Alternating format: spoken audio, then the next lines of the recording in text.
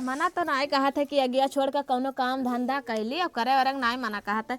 मना कहा था कि क्यों बनावा दिए खाना पानी अब खावा करी अब तापा करी बस। ठंडिया में तो ये मना ठंडी बहुत है। ठंडिया में यह मना कहा था।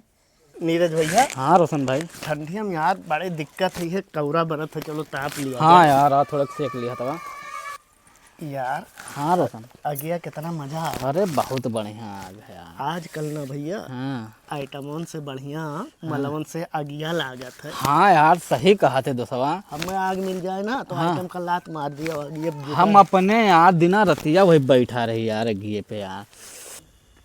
हाँ बहिनी इन्हें का दलिया गलत है, देखा थे ना। हाँ सही बहुत हरामी जैसे दिखा था ना।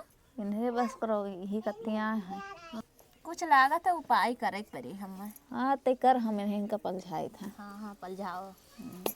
नीरज भाई। हाँ ऐसा है ना रोशन भाई, आजकल के मेहरुए आस की ज़्यादा खाते हैं। रखे हो काटो तो पूछो जरा खाई हैं। ए सुनो जी, क्या हुआ आस के खाबो।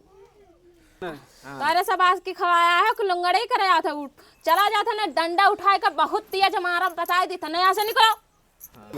रोशन भाई